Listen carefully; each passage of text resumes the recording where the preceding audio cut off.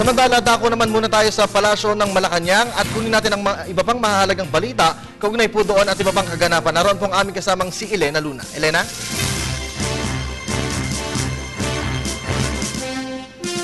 Maraming salamat, Kirby. Hawak ko ngayon ang dokumentong nilagdaan sa Kuala Lumpur, Malaysia. Ito ang Annex on Revenue Generation and Wealth Sharing na nilagdaan hating gabi na noong Sabado, July 13, 2013. Ito ay 8 pages. Sa huling pahina nitong dokumentong ito ay makikita natin ang mga lumagda sa annex na ito. Ito ay sina Professor Miriam Coronel Ferrer, ang head ng GRP Peace Panel, at si Mr. Mohager Iqbal, ang MILF Panel Chair.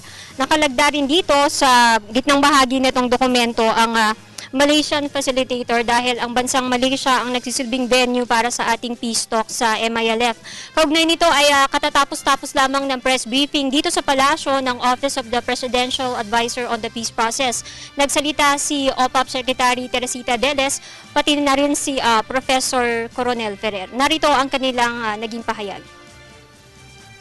The whole of government is involved in this. It is being studied, it is being scrutinized. Every member of cabinet knows what he or she will contribute, what their department is to contribute here, so that everything that when we say it is signed, it will be delivered, and every department that is so involved in any of this agenda that is under discussion knows already what part they will play in sustaining, in making sure that this agreement, that this peace will be. The presence of Secretary Lacerda in Kuala Lumpur was in fact a part of demonstrating this, that this is not just the work of the panel, not just the work of OPAP, that this is the work of the entire government, because it is a peace that is going to be fully delivered. It is a peace that we intend fully to be sustainable.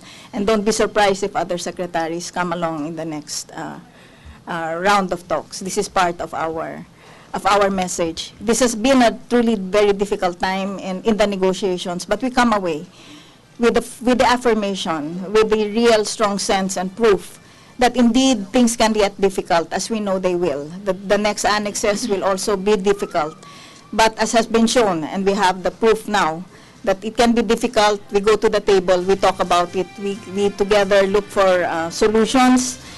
When there are problems, we don't find our solutions in the battlefield. We find it on the table. Thank you very much.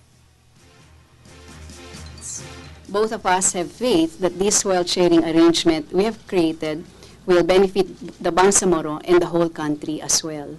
Comprised of 8 pages, the wealth-sharing annex has sections, namely taxation, other sources of revenues, fees and charges, grants and donations, fund transfers from central government, contracting of loans and overseas development assistance, natural resources, additional fiscal powers, auditing body, intergovernmental fiscal policy board, Bangsamoro Development Plan, and very important, on gender and development.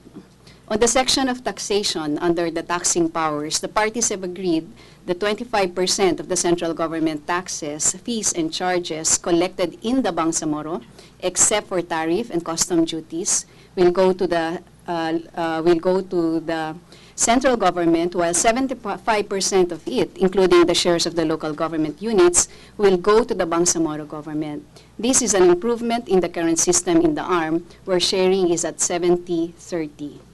Under the section on fund transfers from central government, we have agreed that a special development fund will be provided to the Bangsamoro for rehabilitation and development purposes upon the ratification of the Bangsamoro Basic Law. So this special development fund will take into account that the armed provinces that will eventually be asked to join the Bangsamoro, as well as the other territories, are coming from a disadvantaged position because of the years of the decades of conflict that has affected development in the area. And this special development fund will ensure that the jumpstart mechanisms will be put in place in order for these poorest regions, the poorest provinces in the country, be able to catch up with the rest of the country. On the matter of natural resources, 75% of government income derived from the exploration, development, and utilization of metallic minerals within the region will go to the Bangsamoro government. On the other hand, government revenues from non-metallic minerals like sand, gravel, and quarry resources will go to the Bangsamoro government and its local government units. Government income derived from fossil fuels like petroleum, natural gas, and coal, and uranium will be shared equally between the central and Bangsamoro governments. Arrangements in other matters are laid out in detail in the annex. But of all the provisions, the jewel in the crown is the provision that the Bangsamoro will enjoy automatic appropriation and regular budget. This allocation will be in the form of an annual block grant from the central government, similar to the Internal Revenue Allotment or the IRA received by LGUs. The formula for the automatic appropriation of block grant will be provided in the basic law. Many of us have not focused on this detail because much of the reporting on media had concentrated on the sharing arrangements with regards to natural resources, but as I said, this is the jewel in the crown.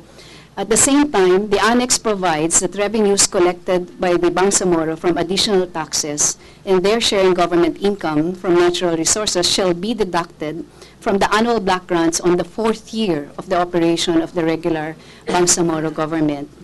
This provision came from the MILF. It indicated that behind the haggling for more shares is the intent to be less and less dependent on the national government. Sa press briefing din kanina, Kirby, ay nabanggit ni Secretary Deles na naganap ang 38 exploratory talk sa Malaysia sa unang linggo ng Ramadan. Ayon sa kalihim, ito ay isang espesyal na regalo Ramadan para sa mamamayang Pilipino.